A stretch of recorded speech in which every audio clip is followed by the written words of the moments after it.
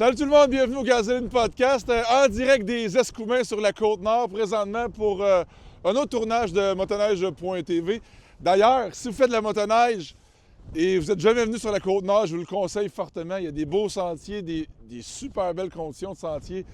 C'est entretenu, du bon monde, des belles places à voir, donc je vous le conseille fortement. Mais là, on est là pour parler du Gasoline Podcast avec l'invité de la semaine, Dom Fugère. Dom Fugère, qui est le directeur général du Grand Prix de Trois-Rivières. Ça fait des années que je le connais, on a toujours été de chum ensemble. Et c'est un bon ambassadeur pour le sport motorisé au Québec.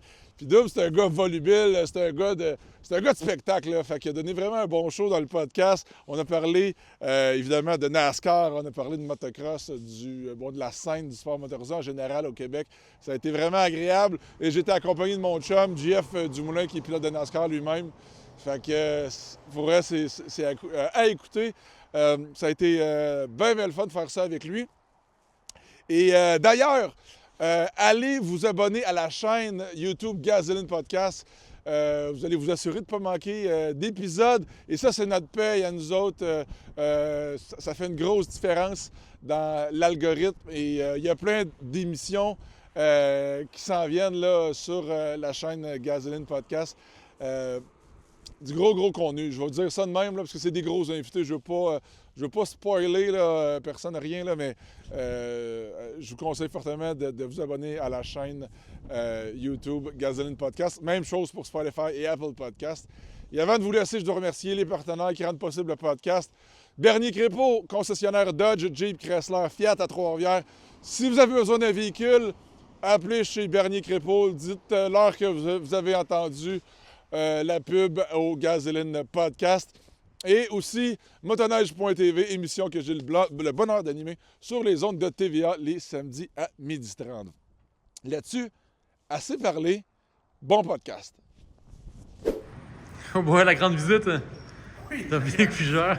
Yes. Comment ça va tout le monde? Je m'en viens voir Ben Milo, semble-t-il, qui est une vedette. Quand je vois Ben, j'amène toujours un peu de vente. Je l'amener sur mon porte-clés. Alors, Puerto Rico. Parfait. De quoi vous allez parler, c'est à vous? J'ai aucune idée, puis c'est tant mieux de même. Je pense qu'on devrait être capable de se trouver une couple de sujets qu'on a vu neiger. JF, co-animateur du jour. Merci d'être là. Ben, ça fait plaisir. Et là, on reçoit Dom Fugère, notre invité. Il arrive. La légende du NASCAR au Québec. Et voilà, il arrive, mesdames, messieurs. The one and only. Comment ça va? Hey, bienvenue. Merci, Bienvenue. merci. On fera pas comme si on se connaissait pas. Ça va? Merci de l'invitation.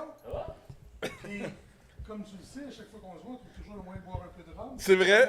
Parce que maintenant, j'emprunte sur mon porte-clés. Nice. Il a son flacon, mesdames, messieurs. Écoute, Ron del Barrilito, j'ai ramené ça la semaine passée de Porto Rico. OK. C'est déjà bien parti. Au complet ou...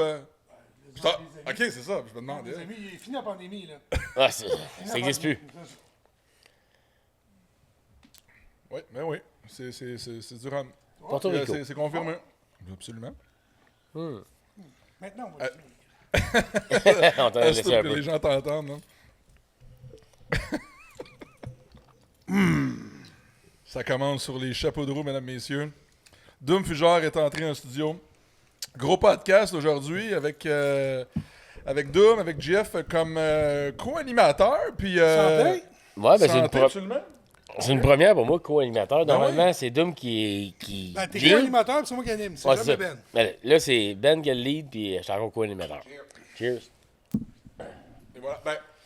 Ben, Jeff puis moi, ça remonte à loin. Pas mal tout le monde disait que ça remonte à Ouais, loin. c'est ça. On va être bien Ouais, franc. On absolument. veut juste pas que personne soit surpris, là. Ça se peut qu'on vous perde parce qu'on se connaît pas mal. Ouais. Pas mal. Mais on va essayer de parler pour que les gens comprennent et tout ça, parce que sinon, si on parle dans le jargon, on va peut-être perdre... Le jargon des motoristes risque motoristes. d'écarter certaines Ah, personnes. c'est ça, exactement. Mais non, c'est ça, écoute, ça remonte à loin. Puis, moi, puis JF, puis ton frère, LP Dumoulin, écoute, je pense que la première fois que je les ai vus, j'étais au karting Feu du Lac. Puis Patrick Bellemare, le promoteur de la place, le propriétaire du karting Pointe-du-Lac, avait organisé une course d'endurance à l'automne avec les cartes de Oui, location. en octobre à chaque année, En exactement. octobre, Puis il c'est pleuvait ça. la majorité du temps. Exactement. Puis moi, je les connaissais pas à l'époque. Ça remonte à longtemps. Là. Puis, fait que moi, je course pas vraiment en kart, jamais, là, à vrai dire. Mais quand je prends le volant d'un go-kart, je conduis ça comme un motocross. Fait que c'est bing bang, puis on fait de la place. Un tu sais, peu de puis on- boîte. Un peu de boîte, c'est ça, un peu d'hors-piste. Fait que là, j'arrive dans un coin, puis c'était ton frère, c'était LP qui était là, qui était chaud devant de moi. Puis moi, là, tu sais, les lignes de course, tout ça, je m'en foutais un peu. Fait que je suis arrivé à l'intérieur, tu sais. Mais lui, il était clairement, il y avait une roue en avant de moi. Là. Mais moi, j'ai sacré ça dedans. Il est arrivé comme ça de côté au 45. Il a juste fait ça, il a regardé en arrière en voulant dire t'es qui, toi? Qu'est-ce que tu fais là? Ben, pour LP, c'était juste une pratique pour quand son frère s'est rentré dedans une couple d'années après à Trois-Rivières. Hey, tu c'est sais. vrai! C'est vrai, Ne tabarouette. commence pas avec ça parce que Eh oui! j'ai eu de l'aide. Ouais. Tu sais. C'est Mais vrai. en tout cas, on est rendu loin. C'est quoi ta version, GF? La fameuse, the infamous Crash and Burn à la pas la Talladega, mais... Days of Thunder. Days of Thunder. Il y a quelqu'un qui a fait une vidéo là-dessus. Je pense que c'est Steve Bertrand. Ouais. Il a fait ça, puis c'est drôle. Il fait juste toucher le pare-choc. C'est un NASCAR. Toucher, Ben, se frotter, c'est Va Mais c'est ça. frapper le pescar parce que c'est la seule chose que t'as pas frappé ce soir. C'est ma version, tu sais, il m'a touché 2 fois avant. Maintenant, on puis là, parle de c'est qui, arrivé. là? De, Mais le maintenant LP qu'on ou la... parle- Hein? Hein? Maintenant, on parle-tu de ton Ben. frère? Non, On parle- en arrière de lui, il y avait Marc-Antoine Camiran. On parle de Camiran, Ah, c'est ça? Camiran. Ça, c'est il y a en 2 ans. 2000 2022. 2022. Mais... Quoi, on est à presque le dernier tour de piste. Ouais, il y a à un problème avec Trois-Rivières. son auto, il était super rapide. Puis là, il m'a touché dans l'entrée du virage, dans le milieu, puis après ça, il restait là. Puis oui, je suis revenu un petit peu vers la gauche, ma ligne normale. Mais après, bon, on fait frapper 2 fois, ben je pense qu'il lâcherait le bumper. Finalement, ben là, j'ai pogné le mur, puis j'ai revolé sur mon frère.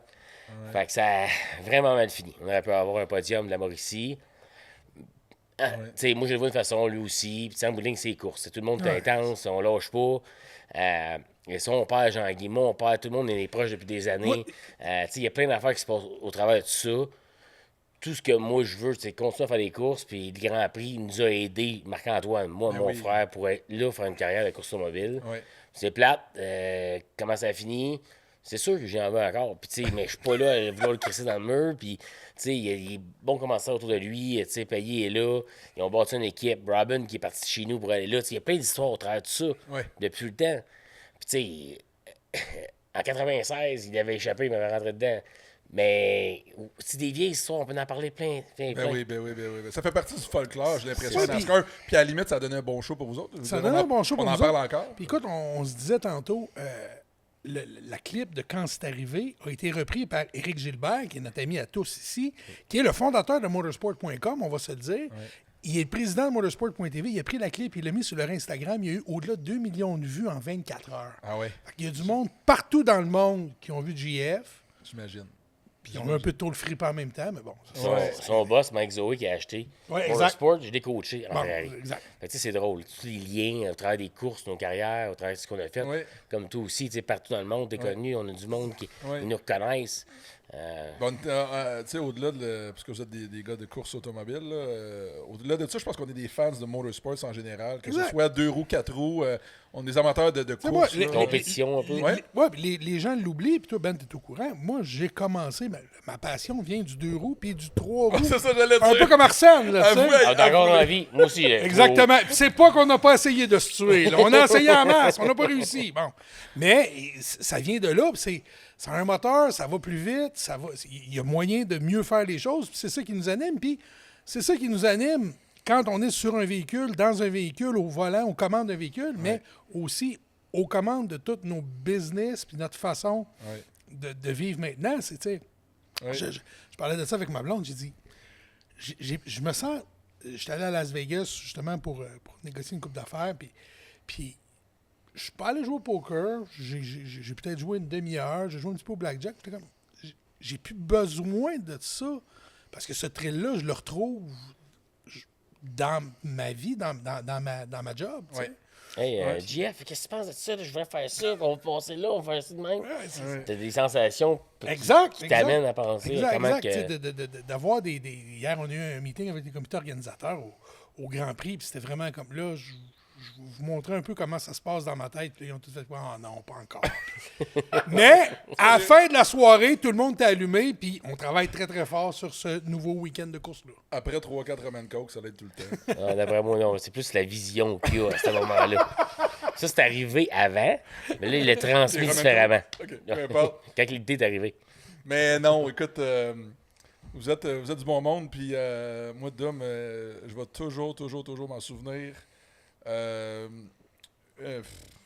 une de mes premières années au X Games, un des premiers journalistes qui m'appelle, du Journal de Montréal, Dom Fugère à l'époque, puis on se connaissait pas, puis là, je suis comme, il m'appelle, puis je pense que j'étais aux États-Unis dans une compé ou une affaire de même. Oui, C'était à Barcelone. une affaire, je sais pas trop j'étais où, mais j'étais pas au Québec. T'as fait des X-Fighters. Ouais, c'est ça. Puis là, tu sais, je le connais pas. Oui, Dom Fugère, puis là, tu sais que sa voix full intimidateur. J'étais comme, mon Dieu, c'est qui ce journaliste-là qui a l'air à m'en vouloir une affaire de même? Puis là, super sérieux, puis là, il me pose des questions. Puis là, je me sentais, voyons donc, mais qu'est-ce qui se passe? C'est qui? Il a l'air d'un vrai journaliste professionnel. Pour une fois. Il a l'air. Ben, tu sais, sa voix, les questions, tout ça tenait. J'étais comme, waouh, tu sais.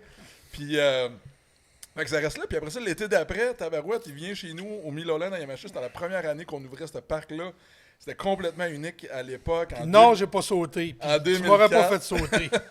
En 2004, puis tu t'étais déplacé. C'était la première fois qu'un journaliste s'est déplacé pour venir voir mes installations. J'avais amené un photographe aussi. En plus, je l'ai laminé d'ailleurs, une très belle photo. T'es à côté du bac de mousse avec 2 kids que je coachais à l'époque, les petits trams, de la famille Tram. Puis t'es là, puis écoute, j'étais comme 40 pieds dans les airs en backflip, tu sais, avec le bac de mousse en dessous. Puis, wow, c'est des souvenirs que je vais me rappeler toute ma vie. C'est comme un moment dans une carrière. Tu te dis, wow, ce moment-là, il s'est passé quelque chose. Puis après ça, on a toujours resté en communication, puis on est devenu des chums. C'est ça qui est le fun. Mais tu sais, tu parlais des Roman Coke tantôt, puis on a eu des idées de fou, nous deux ensemble, tu sais, d'amener un show de freestyle au centre-ville. Mais il reste que cette fois-là, quand j'avais fait ton reportage sur les X-Fighters, le journaliste qui couvrait le sport motorisé à l'époque, moi, je venais d'arriver au sport. Puis, j'avais vu ce qui t'arrivait. Puis, par une connexion de la Mauricie, quelqu'un m'avait appelé, je pense, je sais pas trop. Dans ce temps-là, il n'y avait pas de Facebook, il n'y avait pas grand-chose. On s'arrangeait comme on pouvait. Et ce journaliste-là avait envoyé un courriel de bêtises à mon boss. On a l'air des ridicules. Parce que tu dis, je prenais mon rôle avec sérieux, mais c'était important de faire les choses avec sérieux. Ouais. Mais ce ne sont pas des athlètes, ce n'est pas de la compétition, ce sont des cascadeurs. On n'a pas d'affaire à parler de ça dans les sports du journal. Le Journal de Montréal est la risée du sport motorisé. Là, j'étais comme... Puis là, mon boss, il dit, regarde, I got your back, j'ai compris ce que tu faisais. Puis là, quand j'ai réussi à montrer une coupe de clips, Internet commençait, je vous ai montré une coupe de clips de ce que tu avais fait à Barcelone. Ouais. Là, mon boss disait, OK, c'est vraiment big. Ben oui, c'est vraiment big. Ouais. Puis C'est arrivé. C'était bien connu. Ben c'est ça, c'était exact. Un trend.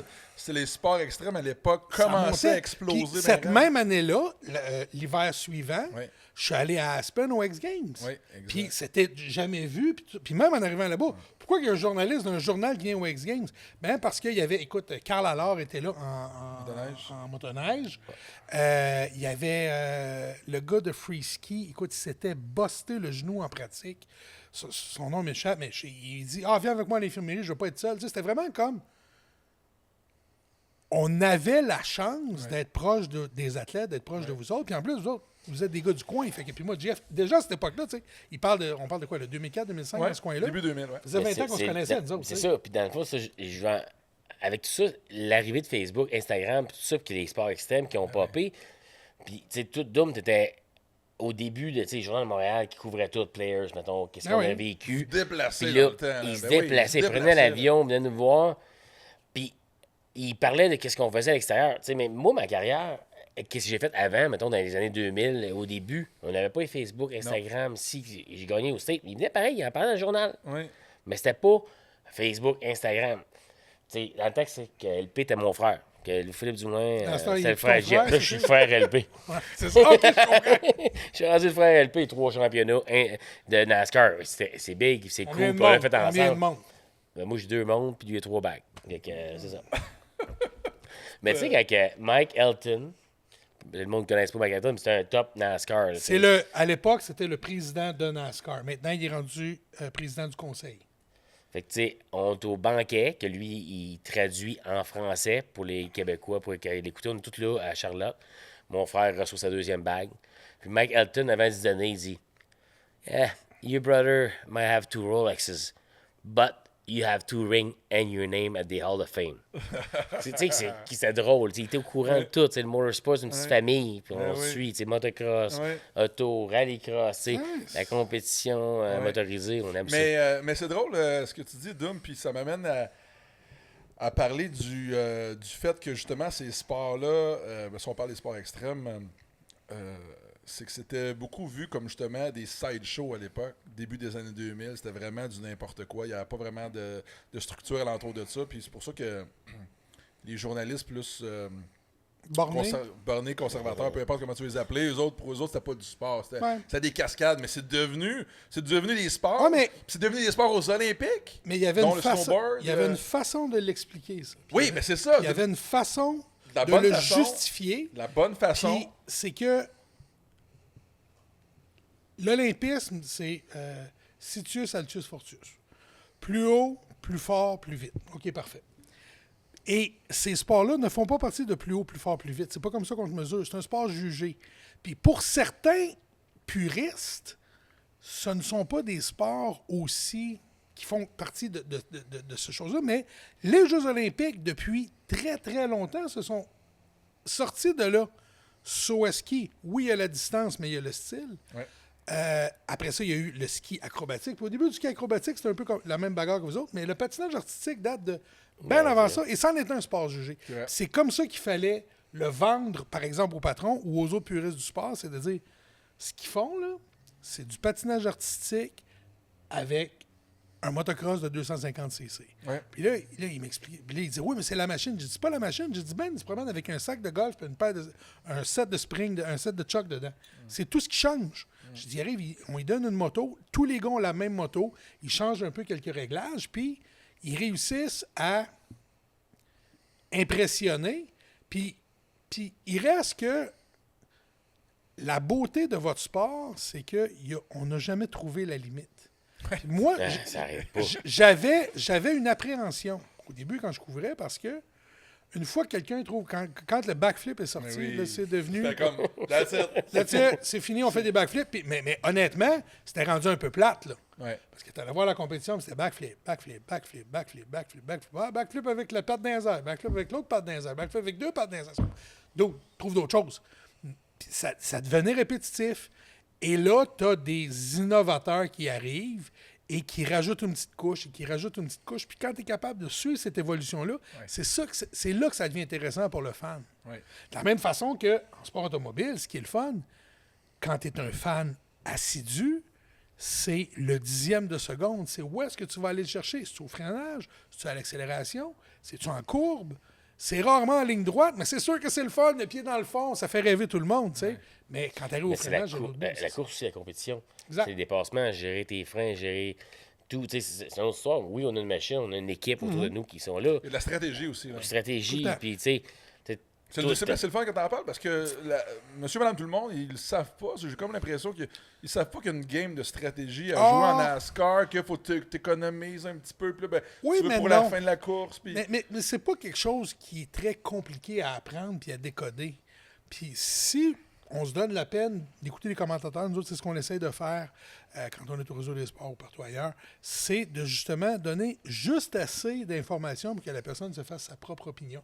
C'est drôle, j'écoutais ce matin Radio NASCAR, puis il expliquait que sur une course de 400 000, une course comme il y a eu à Kota, qui n'est pas 400 000, peut-être autour de 300 000, 250-300 000, l'endroit où la course est gagnée et perdue, c'est dans les puits de ravitaillement. Mais ça... Puis okay. quand tu le fais... Mais la course, ça dure 3 heures. Puis c'est combien, les arrêts au puits? C'est moins d'1 minute qui vient avoir un impact sur toute la course de 3 heures. Il y a aussi l'entrée et la sortie des puits. Exact. Kota, l'entrée des puits, avant d'arriver au speed limit, il y a un virage avant. Ouais. Fait que le pilote, il faut qu'il arrive rapidement jusqu'à sa limite. Ouais. Faut pas qu'elle dépasse. Ouais. Après ça, tu arrives, à la fin des puits, tu montes. Fait que l'accélération, le freinage, le premier virage, c'est très important. Fait que le pilote a quelque chose, mais les gars d'un puits dans le box, faut que le pilote arrête à la bonne place parfaitement Exact. pour que le crew qui ont trainé pendant un bout faire leur job parfait. Tu arrives trop tard, tu arrives un peu trop avant. Les équipiers ne peuvent pas faire leur job aussi bien qu'ils l'auraient fait normalement. Fait que tout ça, c'est l'équipe, c'est la voiture. Juste la préparation des. Tu sais, notre chum Denis Montpellier. Prépare les pneus, là. Il colle les notes des noix pour visser, mais il colle pas trop de colle. J'ai déjà perdu 24 heures, on était en avant, parce que le gars il avait mis trop de colle sur.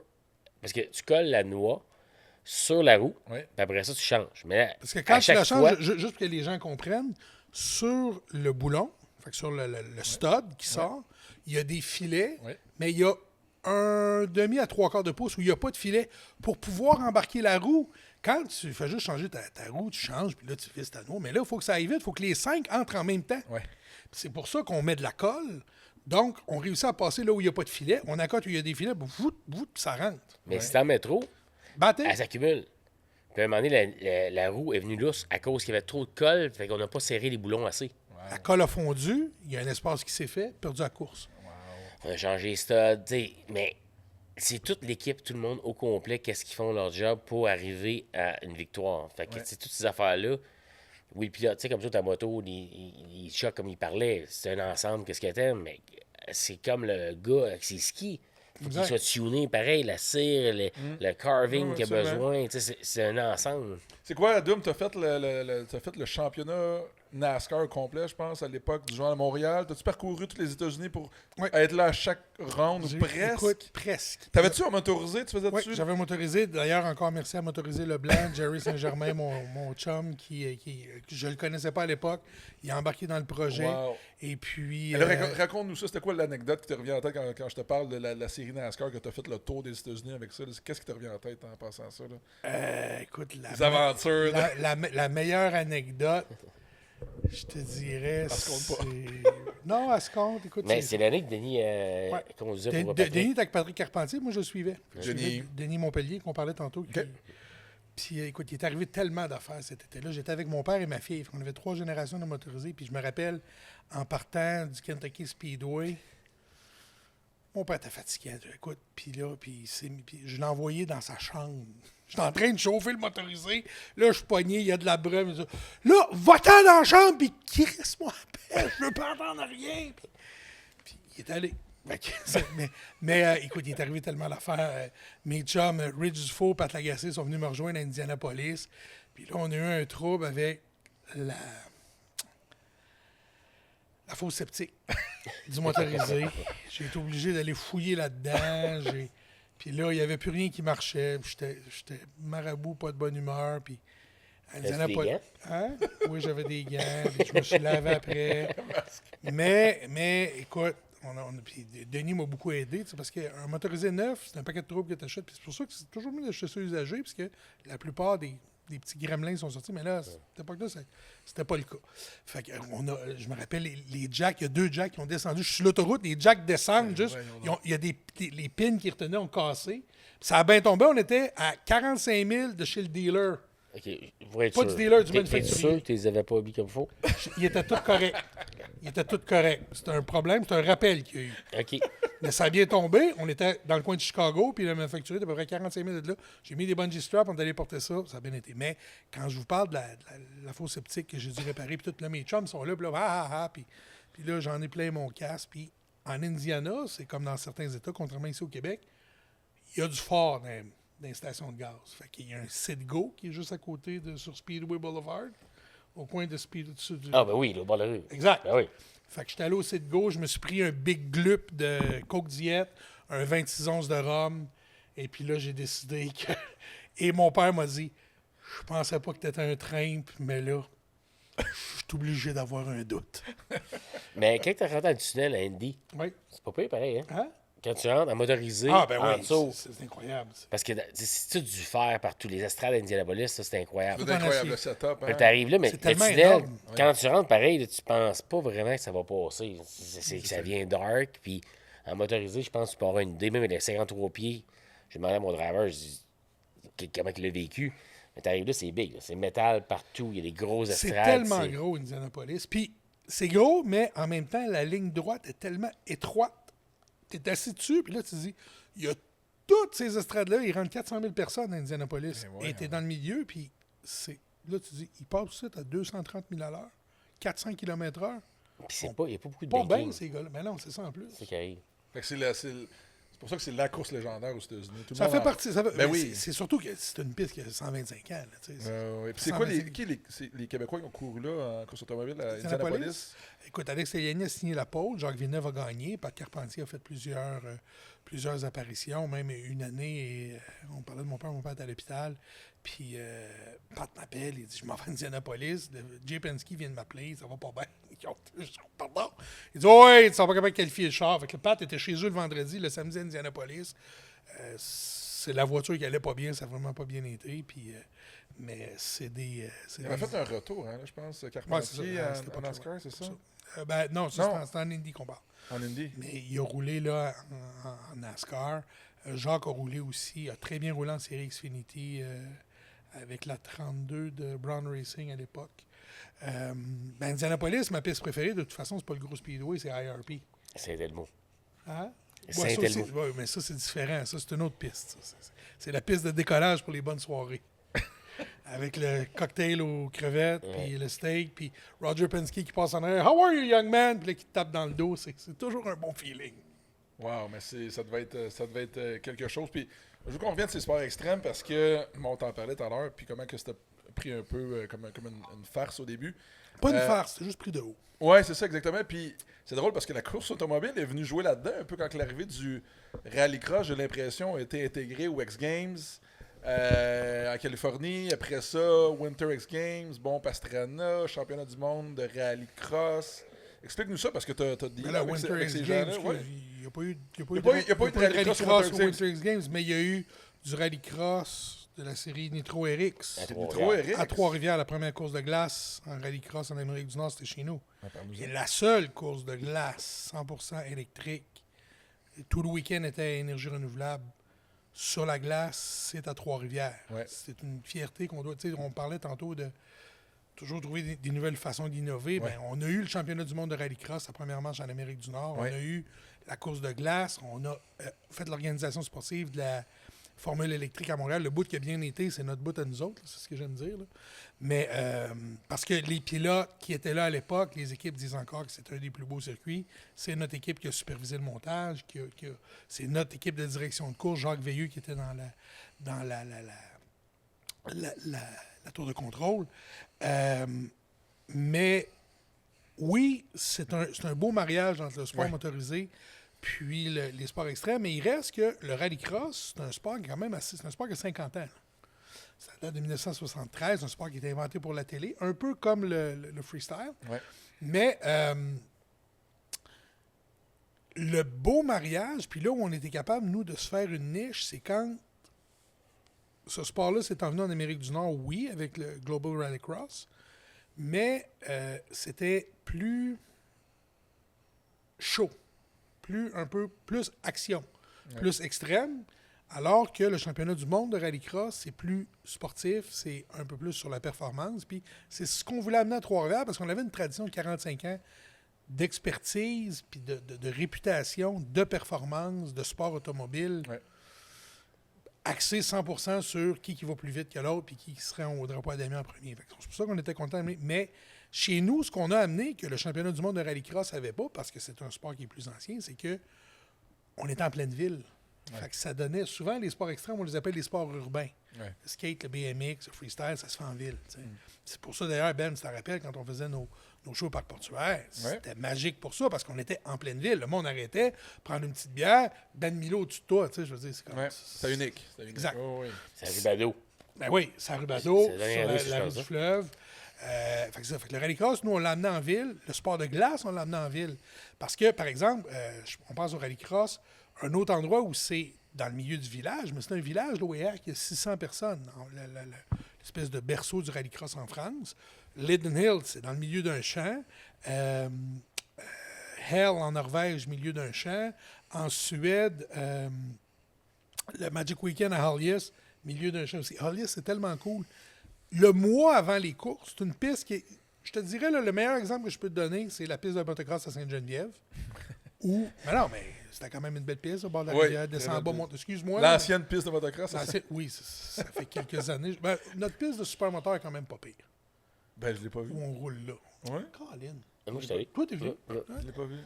Mais ce que tu dis, ce que tu parles présentement, hein, tu nous parlais tantôt, c'est l'organisation du Grand Prix de Trois-Rivières, qu'est-ce que votre équipe, puis le monde, tu sais, on parle de rallycross, on parle d'expérience partout dans le monde.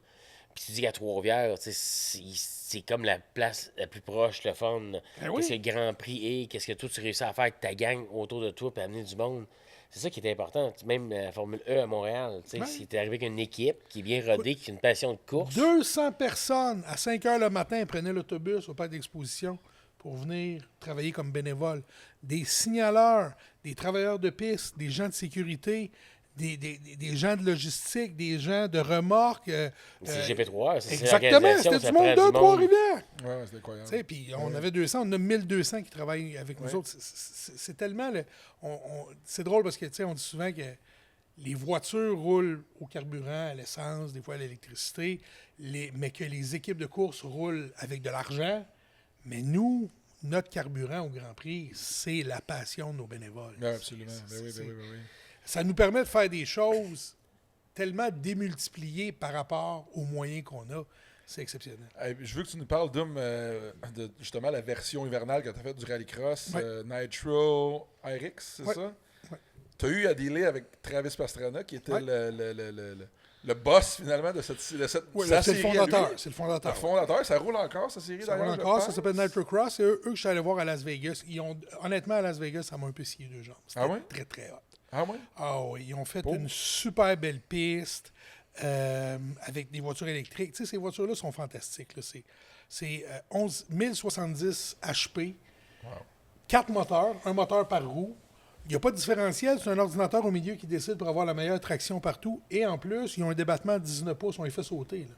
Fait que tu as 1100 horsepower puis tu sautes. C'est incroyable. Mais c'est ces voitures-là qu'on a. Travis, à Trois-Rivières, cette voiture-là, où elle est allée le plus rapidement en compétition, c'est à Trois-Rivières. 175 km/h au bout du droit, sur la glace, sur des clous de 23 mm. Wow.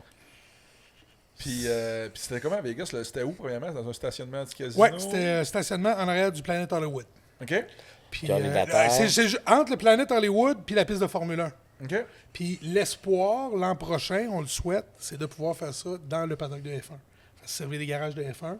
La sphère? Oui, exact. La sphère est juste en arrière. Puis là, c'est comment de dealer avec Pastrana? C'est correct. Ouais. C'est comment dealer avec Ben Milo. C'est pareil. Non, mais c'est un gars occupé, c'est un gars occupé, mais c'est un gars... Tu as un entourage alentour de lui? Pas tant. Comment ça se passe? Ça en est étonnant. Tu sais, Ken Block avait un entourage, c'était un peu fatigant. Avec Travis, c'est super convivial. Il est très occupé, mais quand il est avec toi, il est avec toi. Ouais. Mais c'est des moments, comment ils disent ça, des poussières d'éternité. C'est des 15 secondes que tu vas avoir avec, ou des 15 minutes, ou des 5 minutes. Mais quand il est là, il est là. Ouais. Puis, parce qu'il était pilote, mais producteur. Pilote, promoteur, producteur. Il portait bien les chapeaux. Idéateur. Écoute, j'ai une vidéo de lui à Salt Lake City. Il bâtissait une piste. 15 minutes avant la première pratique, Travis est dans un Bobcat en train de lisser les virages pour être sûr qu'il y ait la bonne inclinaison, le bon banking dans les virages de terre. Fait que c'est le niveau de détail auquel il met. Fait que Travis Pastrana, c'est vraiment ça. Hands-on. Hands-on tout le temps. Comme Ben Milo, avec son Bobcat chez Milo-Land. Oui, non, mais... il fait ses jobs. Quand tu m'as demandé c'était comment... Qu'est-ce que j'ai répondu quand il m'a dit c'est comment? C'est ça. Dealer avec Pastrana, c'est comme dealer avec Milo. Mais écoute, moi, j'ai revu Travis justement à ton événement l'an passé, je pense. Puis ça faisait longtemps que je l'avais pas vu, Travis, probablement. Puis je parlais un peu. Puis le soir, je vais le texter, voir qu'est-ce qu'il fait, s'il veut prendre une bière. Il était à Trois-Rivières. Je vais lui demander. Fait que là, je le texte. Je sais pas pourquoi j'avais eu son numéro. Je sais pas, tu me l'as peut-être donné, je sais pas trop. Fait que je le texte avec Travis, si t'as rien à faire. On va aller prendre une bière. Fait que, il dit, man, il dit, j'étais en direction de l'aéroport, il était genre 8-9 heures le soir. Ouais, il y avait un autre. Il dit, je dors à l'aéroport cette nuit, puis je pars demain matin pour m'en aller genre à Chicago. Ma fille, il y a un tournoi de cheerleaders ou une affaire de même. J'ai dit, wow, ok. Fait que lui, la course je pense qu'il y avait d'autres courses ailleurs. Il y avait quelque chose d'autre. peut-être différent, mais. Non, il y avait quelque chose Non, il y pour avait quelque chose de Sophie. dimanche, parce que nous autres, ça finissait samedi soir. OK. Ouais. Puis il y avait quelque chose de dimanche. C'est correct, il doit avoir une vie. Ben ouais. Ouais, sûr. puis je pense qu'il avait posté une photo de lui, genre à l'aéroport, il dormait à terre, qu'on a fait de même. J'étais comme, waouh, tu sais, c'est. Il est pas venu prendre une bière. Non, mais ça a l'air glamorous des fois, tu sais, la vie de ce monde-là, finalement, c'est comme, ouh, et non, il passe. Ouais, mais tu sais, Hein? en même temps, c'est mieux que de casser de la roche au soleil. Là. C'est clair. Tu sais, moi, perdre ma valise, ok, on perd ma valise, je te dis, je vais mettre d'autres linges. Tu sais, je me fâcherai pas, puis je veux même pas être déçu de ça, parce que j'ai la chance d'avoir une valise, puis j'ai la chance d'être dans un endroit où quelqu'un peut la perdre. Tu sais. Mais tu check-in encore, quoi? Hein? Pas de carry-on? Ben, la valise que je te passe, c'est avec ma blonde. OK. Ça Ça prenait explique. 3 bouteilles de rhum pour ramener dans le carry-on, ça marche pas. Ah, OK. Barilito, Toutes des Trigo, bonnes excuses. Alta Grande. Mais oui, normalement, c'est c'est à job, le carry-on. Normalement, oui, c'est carry-on. À l'Etono, t'avais pas une grosse valise. Non, j'avais pas une grosse détourne, j'avais un carry-on. Même si on est allé 10 jours, j'ai fait du lavage. Hey, j'ai demandé à mes followers s'il y avait une question pour toi. Il y a un prénommé Sylvain Arsenault. Sylvain Arsenault n'a pas d'Internet. Ça se rend pas à Mont-Carmel. Fait que c'est sûr qu'il t'a appelé pour te dire ou il t'a envoyé des signaux de fumée. Le téléphone à roulette. Il m'a texté avec ça. Il m'a demandé à quand le retour des quads. Où ça, à Trois-Rivières? Ouais. Écoute, pour l'instant, c'est pas dans les plans. Je veux pas qu'on dise à personne. Là. Pour l'instant, c'est pas dans les plans parce qu'on ne prévoit pas faire de course sur notre circuit de rallycross. Puis, ce que j'avais expliqué à Arsène, puis à la gang de quad, c'est que pendant... Attention à ce que tu vas dire. Là. Il t'écoute. Il y en a beaucoup qui nous écoutent. Je le souhaite. J'espère que je peux venir pour rien. Mais la raison pour qu'on ne les a pas eus dans l'événement hivernal, c'est que la glace est une surface très différente. Que nos amis du Nitro ont appris. Ils ont choisi d'aller à Calgary cette année et ils n'ont pas pu courir. Ah ouais, mais on n'a pas été chanceux, il n'y a pas eu de météo, on n'a pas eu... Il fallait se prendre de bonne heure.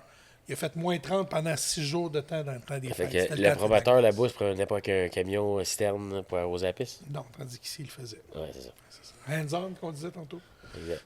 Mais, et la glace que tu as, ça a une limite. Ouais, Puis une fois qu'elle est partie, elle ne revient pas. c'est ça. Tu peux pas bâtir de la glace rapidement. Donc, ça, c'est la raison pour qu'on les a pas eu l'hiver. Puis l'été, ben là, on n'a pas de plan de faire rouler qui que ce soit sur une piste de terre battue.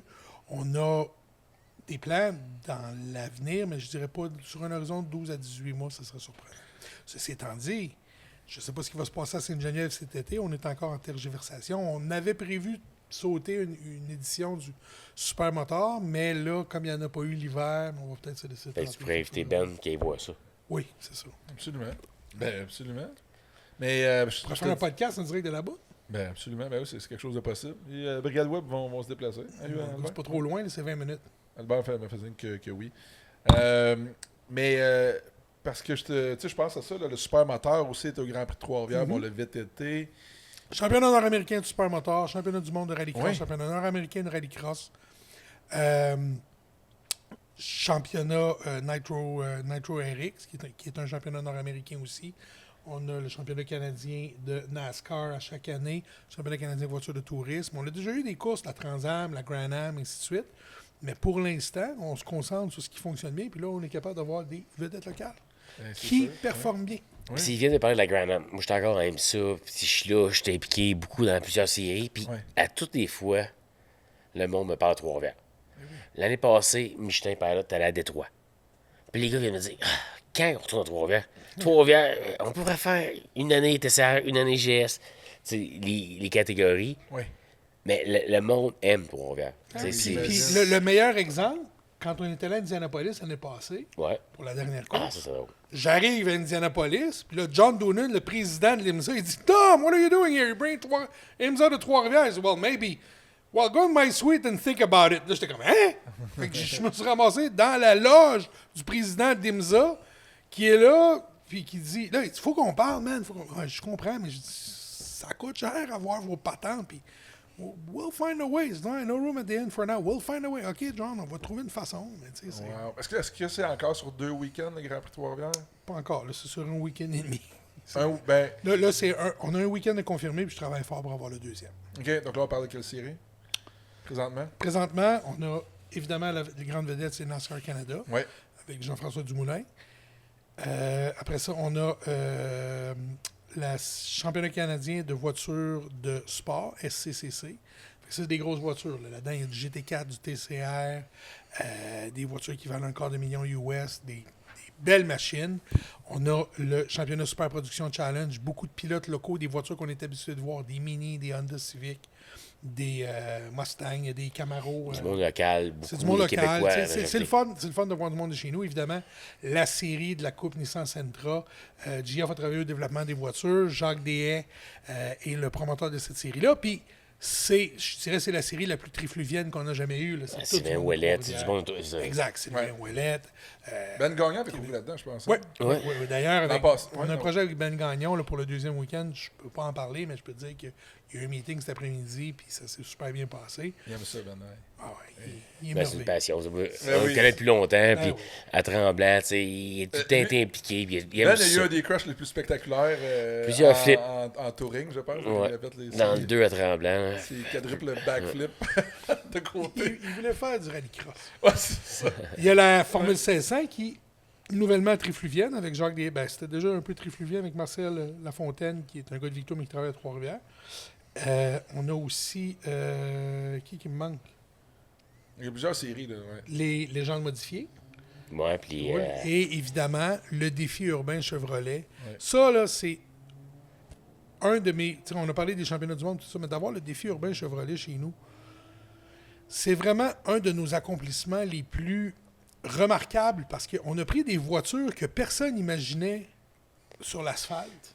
Ouais. On a pris la souris des champs et on l'a amené chez son ami la souris des villes. On a Tu sais, pris- Dominique m'appelle, le Dominique Lucier aussi, les deux, puis ils veulent faire ça. Puis les deux, crime, ils ont réussi à convaincre leur monde pour faire de quoi de plus, de meilleur que je pensais, même au début. Là. Ouais. On va dire, franchement, ça fait un méchant beau show. C'est quoi les chars qu'ils utilisent? C'est des voitures qui roulent sur la terre battue, Granby, Drummond, Cornwall. Le plus grand bassin oui. de voitures de course. Sportsman, dans le fond, c'est- c'est des sportsmen. Le plus grand bassin de voitures de course dans le nord-est de l'Amérique, Oui. ce sont ces voitures-là. Juste au Québec, il y en a une soixantaine. Ah oui, François Bellemare. Exactement. Ben oui. Justement, c'est pour les gens François. qui nous écoutent. Là, Ils c'est modifient des des bottines qu'on appelle. les bottines, les gros pneus, le rond sur le toit au presque. Des monoplaces. Écoute, Écoute. Philippe Brasseur de Pôle Position, ça va être une série de monoplaces. Là, Philippe, tu sais, il pense que j'amène la Formule 3 aussi, puis ça. C'est des monoplaces, d'où ils sont assis. Les roues sont découvertes. Puis... Ouais. Puis Philippe, mettons, il est plus puriste un petit peu, là. Ouais, mais il s'était rendu à mon argument. Puis, ce qu'on a réussi à faire, Ben, ce que je trouve, moi, là où c'est vraiment remarquable, c'est que ça a été notre première incursion, après la formule électrique à Montréal, dans les énergies renouvelables. Parce qu'on fait rouler ces voitures-là, c'est des moteurs crate, c'est des moteurs que tu peux acheter chez ton concessionnaire GM, que tu plantes dans la voiture, qui sont scellés. Et on les fait. C'est un moteur qui a été développé par Ed Pink, le légendaire motoriste, en 1958. Fait que là, on parle d'une voiture, d'un type de moteur que Elvis a roulé avec. Là.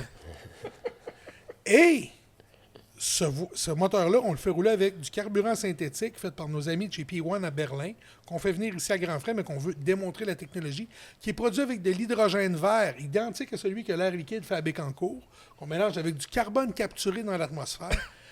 Et on fait rouler ça dans cette voiture-là, une technologie de l'ancien temps. Oui. Et ces voitures-là, qui sont supposées de rouler sans terre battue avec du gaz au plomb, Oui. sont en plein milieu de la ville, dans une solution où on coupe 80% des... Puis il des- tourne à droite. Oui, on les fait tourner à droite, puis ils coupent 80% des émissions de carbone. Wow. Donc, c'est un pas vers l'avenir, puis c'est la preuve que tout le monde peut faire partie de la solution Oui. de la transition énergétique. Oui, parce que, écoute, tu y as goûté l'an passé, quand je voyais aux nouvelles des gens en face du circuit avec des pancartes pour manifester. Oui, mais Contre Ben, le Grand Prix de Trois-Rivières, oh my God. c'est correct. J'aime beaucoup mieux vivre dans un endroit où ces gens-là peuvent se faire entendre et où on peut leur expliquer qu'est-ce qu'on fait, puis comment est-ce qu'on fait avancer les choses. Parce que il y a deux écoles de pensée. Là. On peut tous arrêter de respirer, on va arrêter de dégager du CO2. Ouais. Mauvaise idée. On va pas mal tout être bleu dans le visage avant trop longtemps. Ouais. Mais il y a une façon de pouvoir progresser, d'avancer. Moi, j'ai confiance dans le génie humain, dans l'inventivité, puis dans l'innovation. On parlait, écoute, l'innovation, là, c'est partout. C'est, oui, dans la motorisation, oui, c'est dans les carburants, mais c'est aussi dans Brian Deegan qui décide de faire un deuxième backflip, dans Ben Milo qui décide. Cet esprit d'innovation-là, c'est ce qui me donne le goût d'aller travailler à tous les jours. Puis le plus grand moteur d'innovation, c'est la compétition. C'est vrai. Hey, ça, c'est motivant. Ça me semble que c'est un beau petit je dis souvent, pep talk, ça. Hein? Je dis souvent, puis JF, tu vas savoir parce que toi, il y en a un autre dans la même fratrie, mais Ben, est-ce que tu sais quand est-ce que la première course de voiture a été organisée? Oh, non, je ne sais pas. Toi, JF? Ben, d'après moi, les courses de voiture viennent par rapport au... dans le fond, c'était l'alcool qui... Non. Ça détourne. Je cherche trop loin. Ouais. C'est quoi la théorie, man? La première course de voiture a été organisée quand la deuxième voiture a été assemblée. OK. Ouais, je cherchais trop loin. Ben oui. Mais c'est ça, tu sais, le développement technologique dans le sport automobile, puis écoute, si vous m'avez entendu sur quelques plateformes, des podcasts, je le répète souvent, mais ça a commencé d'abord, c'était la performance, on voulait aller plus vite que l'autre. Après ça, on a tenté d'améliorer la sécurité. Frein ABS, antipatinage, ceinture de sécurité, ça vient tout du sport automobile, du sport mécanique. Après ça, on a voulu améliorer l'économie de carburant quand on était dans la crise du pétrole. Injection électronique, carburant, on enlève le plomb, mais on ajoute de l'oxygène. Et là, la prochaine frontière sur laquelle on travaille, ben, c'est la carboneutralité. Akio Toyoda, Morizo, qui est un pilote, lui-même, 68 ans, il s'appelle Toyoda, c'est le président de Toyota. C'est l'arrière-petit-fils du fondateur. Et il l'a dit cette année, lui, il roule avec une voiture à hydrogène en compétition d'endurance Super TIQ. Ils ont fait des 24 heures de Fuji dans une voiture à hydrogène l'an passé. Le carbone, c'est l'ennemi. C'est ce qu'il faut essayer d'éliminer. Ben, puis c'est le l'ennemi. sport motorisé va travailler vers ça. Mais pour l'image, bien évidemment, l'hydrogène... Non, c'est pas pour l'image, c'est pour tes petits-enfants. Il est là le défi. Les gaz à effet de serre, c'est réel, là. Mais on va trouver une manière de pouvoir avancer, d'avoir la mobilité, tout en éliminant les émissions de carbone qu'on fait. Moi, j'aimerais ça que tu me donnes ton avis sur la filière batterie, Nordvolt et tout ça au Québec. Tu sais, il y en a qui sont pas, il y en a qui sont contre. Tous les œufs sont dans le même panier, que bon, ça a changé. Ça se résume en une phrase. Je ne pense pas que la voiture électrique, c'est l'avenir. Oh! Je pense que la voiture électrique fait partie de l'avenir. Et je pense pas qu'on va avoir une solution monotype comme on a eu les 100 dernières années avec les voitures à essence. Ben, ça, je suis d'accord avec toi. Il va y avoir l'électricité, il va y avoir l'hydrogène, il va continuer à avoir des voitures à essence, il va y avoir des carburants synthétiques, il va y avoir peut-être des voitures solaires éventuellement, il va y avoir un paquet d'affaires, mais on n'aura pas une seule solution pour tout. Puis, ça dépend un petit peu de ton empreinte aussi. Qu'est-ce que ton utilité, qu'est-ce que tu fais? 100%. Ben oui, Je pense que ça vient de là un peu. Là. Ben oui. Puis tu sais, on parlait d'hydrogène, tantôt je parlais de Morizo, tu sais. Ils ont fait la première édition des 24 heures de Fuji, ils l'ont fait avec de l'hydrogène gazeux à 700 bars. Bon, ça, c'est la technologie utilisée pour les camions. 700 bars. 700 bars. Wow. Oui. C'est assez d'euros de Fois pression. 14,8 Ouais, c'est fois 15. PSI. Fois 15. Wow. Fois 15, ça donne des PSI. Fait que ça fait... Après ça, 350, c'est la pression habituelle pour les voitures. Eux, ils ont pris la pression des camions. Il y a une voiture qui est développée, la Phoenix, par GCK. Guerlain Chicherit, qui est venu chez nous. Tu connais Guerlain, il fait des sauts comme toi un peu partout. Là. Puis Guerlain a roulé en rallycross chez nous. Puis là, sa compagnie a développé une voiture qu'ils veulent faire rouler au Mans, la Phoenix H2, qui roule aussi au 700 bars avec un gros moteur.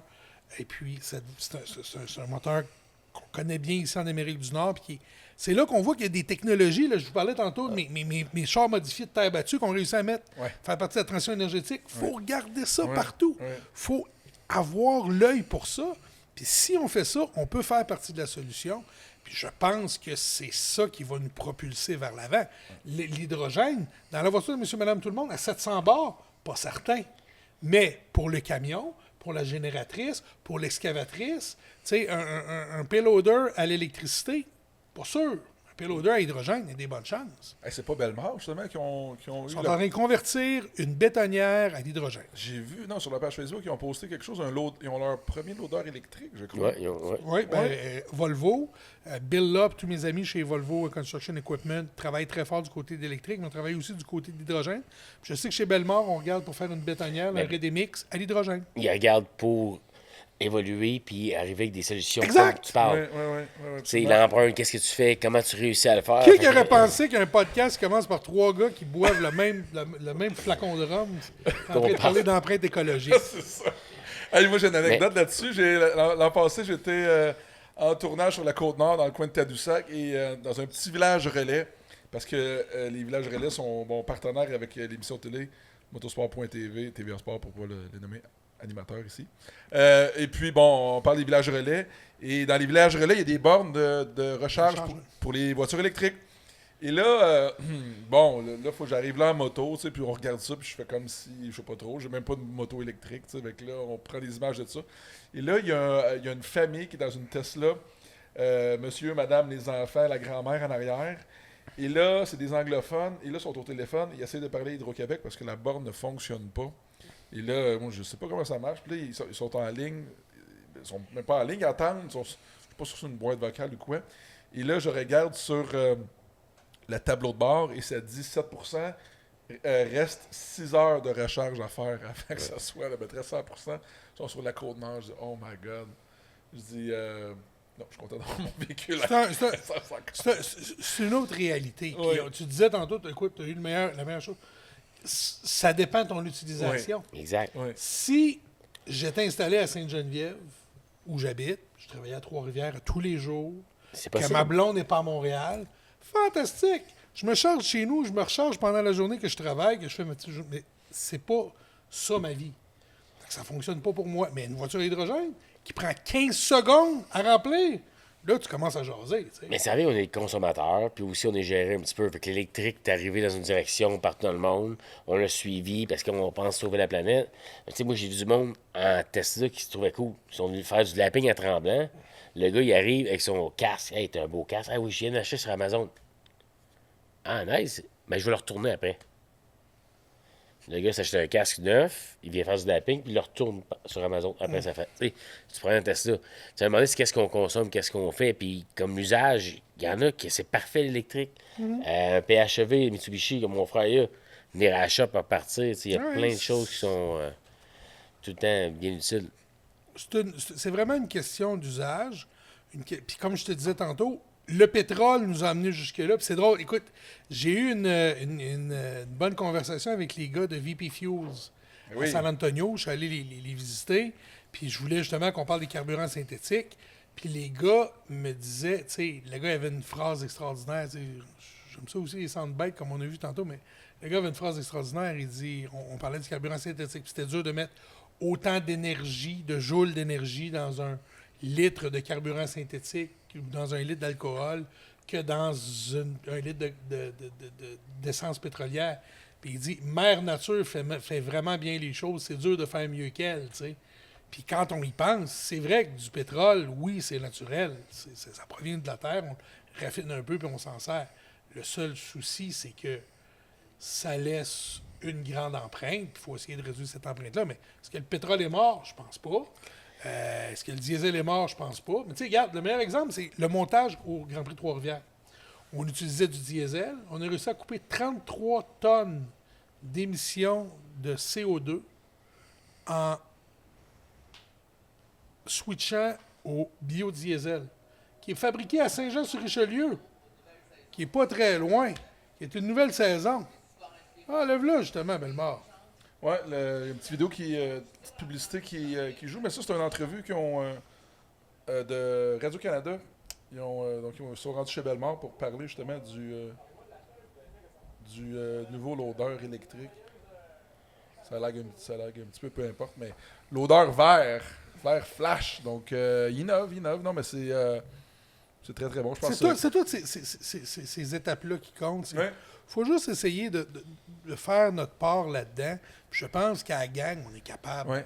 Tu sais, est-ce que c'est laver ses ziplocs? Est-ce que c'est avoir des lots d'erreur? Est-ce que ça va avoir un char électrique? Est-ce que c'est un mélange de tout ça? Peut-être que oui, probablement Je pense que oui. Ouais, mon gars fait de la moto électrique.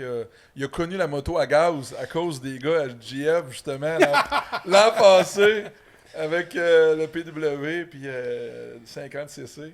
Mais il aime bien sa moto électrique. Puis ce qui est le fun avec la moto électrique, c'est que tu as des fonctionnalités que tu n'as pas nécessairement avec les motos à gaz. Bon, le contrôle des vitesses, etc. Pas besoin de la partie? Mais anyway, il contrôle la vitesse qu'il veut. Il a trouvé le truc. Ouais, non, mais c'est ça. Niveau 3. Ouais, c'est pas long qu'ils comprennent les vitesses, mais non, c'est sûr qu'on s'en sauvera pas, ça s'en va vers ça. Est-ce qu'il va y avoir une classe un jour de voiture électrique au Grand Prix de Trois-Rivières? Ou une moto électrique, peut-être? Mais il y en a eu une classe de voiture électrique, Ben. Tu sembles oublier. Là, on parlait Nitro. du Nitro l'hiver. Ouais. On a eu des voitures à batterie l'hiver. Ouais, c'est exceptionnel. Bon, quand je même. pensais à la version estivale du Grand Prix de Trois-Rivières. Peut-être, on verra. On a déjà organisé des courses de voitures électriques avec la Formule 1, fait que ça nous Ben, ça c'est nous ça. fait pas peur. Il faut juste qu'on trouve quelque chose Mais il qui manque va- du bruit. qui va faire Il nos manque affaires. quelque chose. Je pense que l'hydrogène, Ouais. compressé. Le moteur à combustion interne, il est pour quelque chose. Puis c'est drôle que tu parles du bruit parce que le Nitro, quand ils sont venus chez nous, je me suis pas tant ennuyé du bruit que ça. Parce qu'ils étaient sur la glace, 325 clous par pneu, Ouais, des ouais. clous de 23 mm, là, t'entendais... Ouais, c'est ça. Mais à Las Vegas, ça m'a manqué. Parce que même les voitures partaient, puis je savais là, toute la séquence promotionnelle, on fait comme un cœur qui bat, blablabla. Puis là, je me disais, les chars sont supposés être partis, mais ils sont partis, les autos. Ouais. Je t'ai juste pas entendu. Puis ça, pour la première fois, ça m'a manqué. À la Formule 1, ça m'a pas manqué. Parce que ce que j'aimais à la Formule 1, c'est qu'on était capable de voir qui forçait pas, qui commençait à manquer de pneus, pour le fan, le ultra fan, ultra technique comme je suis, c'est merveilleux. Pour monsieur, madame, tout le monde, peut-être un peu moins. Ben, tu peux le voir sans, pareil, là, avec le bruit, puis entendre l'accélérateur. Mais d'autre côté, c'est un autre dynamique, c'est une autre Autre affaire. façon de voir les choses. Puis, il n'y a rien de wrong de la façon que je le fais. La façon que je le vois, c'est plus la façon qu'on le fait. Ouais. Où qu'on arrive là, qu'on se respecte un et l'autre, puis que, tu sais, on brûle l'essence, mais on la brûle très bien, notre essence. Hey, ça va être un soundbite. On brûle l'essence, mais on la brûle très bien. Non, mais c'est vrai. T'as Tu sais, 100%, quand la mixture est raison. parfaite, là, Puis, il reste que on se fait parfois taxer de on brûle d'essence pour tourner en rond. Ah, moi, je vois pas ça de même. On brûle d'essence pour évoluer, pour avancer puis pour innover. C'est Développer, ça la ouais. clé. C'est comme ça qu'il faut le voir. Ben oui, comme la F1. C'est plein de technologies de la Pas F1, juste puis les fans, après ça, qui se ramassent. tous les sports. Ouais. Les autres, là, les vieux chars, la NASCAR, ils développent. On était chez Omnifab, là, Yvon Morel nous a montré des pièces qu'ils font pour la voiture de GF.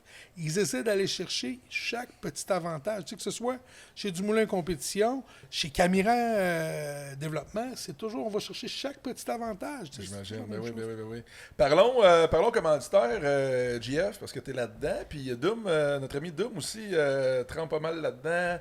Événementiel, marketing, sportif. Comment tu vois ça, Doom, en 2024, le sponsorship événementiel?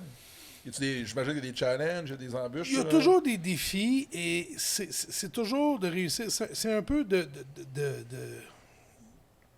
Il faut que tout le monde y tire son compte. Ouais.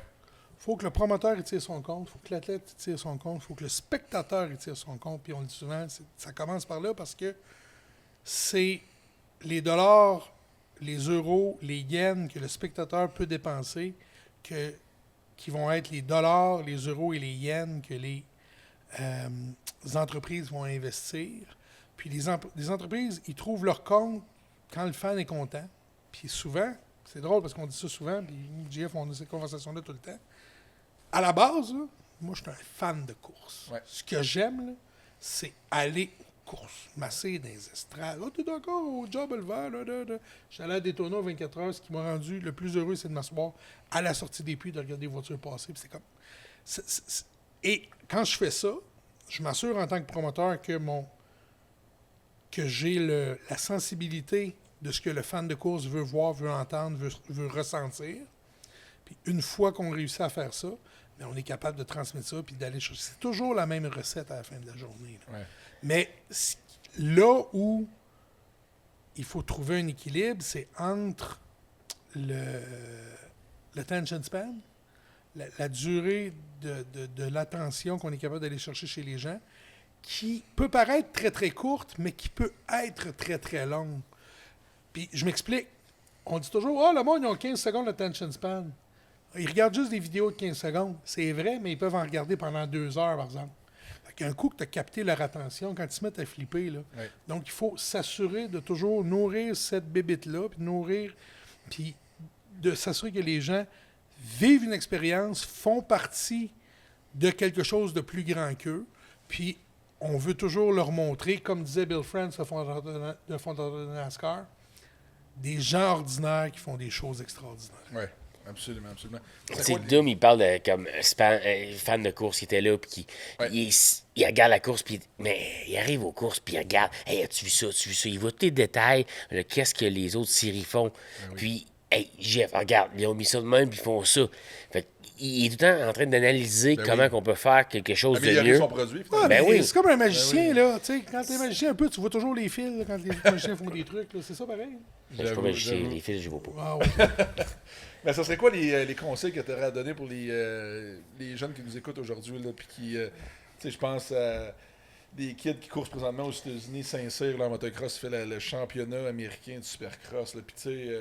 mais c'est pas c'est évident. tough en tabarouette. Moi, j'en vois beaucoup de jeunes. Je suis là, puis je coach des gars qui ont de l'argent, puis qu'on va aux courses, ça va bien.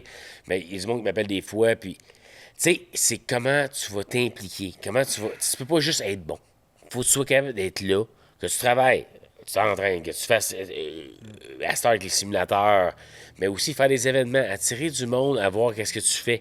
Tu sais, on a fait des soupers spaghettis, dîner spaghettis au karting du Pointe-du-Lac, puis on faisait du karting, puis on attirait plein de monde. Oui, mais à chaque fois que j'appelle Jeff Dumoulin, puis je dis, j'ai un événement au centre des Rivières, j'ai besoin d'une voiture, j'ai un événement je veux que tu viennes signer des autographes, je veux que tu viennes voir les gens, je veux que tu viennes les rencontrer, serrer leurs mains. Quand tu as dit, as-tu quelque chose, dire aux jeunes, donner un conseil?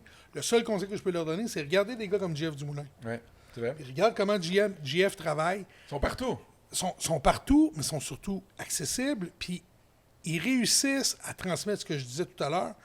L'esprit qui sont des gens ordinaires. Donc les jeunes, les commanditaires s'identifient à eux parce qu'ils disent, c'est un gars comme moi qui va me serrer la main, qui va placoter, on va se voir autour d'une voiture provinciale et tout ça, et il fait en même temps des choses extraordinaires. Tu peux pas juste faire des choses extraordinaires puis t'attendre que les gens te suivent, que les commanditaires te suivent, que les équipes te demandent, mais si tu fais des choses extraordinaires et que tu es capable de connecter avec les gens sur un niveau ordinaire, c'est ça la clé du succès. Wow. D'être présent. Oui, absolument. Je pense que c'est un bon ending, ça, pour un podcast. Sur ces sages paroles, Dominique Fugère, un gros merci d'avoir été là. Avec plaisir. Puis avant de se quitter, j'ai un petit quelque chose pour notre co-animateur du jour. Hein? Regardez-moi ça. Ricky Bobby! Hey, ça, là, Nice. c'est un T-shirt que mes amis d'Atelier QG, Atelier QG, Brigade Web ont fait pour toi, JF. C'est l'édition 1 de 1. 1 de 1. Il y en a qu'un 04. Puis j'aime bien le petit look un peu vintage Daytona. Et voilà, fait que regarde ça. Puis, merci beaucoup.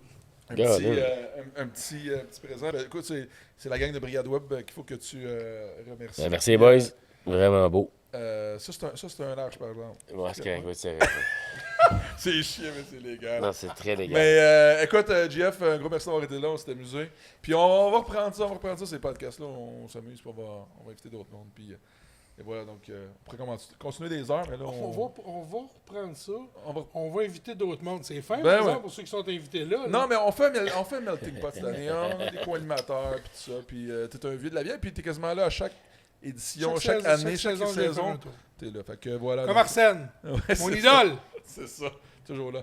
Là-dessus, on vous remercie les boys. Ciao. Ciao. Juste vos impressions sur l'animateur. Est-ce que c'est un bon animateur, Ben? Fais-tu bien ça? Oui, Ben, ça tu coche. vas Ça avoir a un bien oui été. ou un non. Oui, c'est un bon C'est animateur. un bon animateur, ouais. Autre question, est-ce que le rhum était bon? Oui, sérieusement. Marinito, c'est mon préféré. C'est le meilleur. Importé. Importation Privé, c'est bon. J'ai surtout aimé qu'on est allé partout, on a parlé nos jeunes On est années, on a parti parlé de fort, foyer, après ça, on on est a parti fort. changé, On est allé, on a parlé d'environnement, on a parlé de sports marketing, on a parlé de ce qu'on fait dans la vie. C'était vraiment cool pour ça. Sport extrême. Ouais. Ben a été capable de nous amener un peu partout. Puis ça, je pense que c'est enrichissant pour nous autres quand on parle, puis c'est enrichissant pour ceux qui écoutent.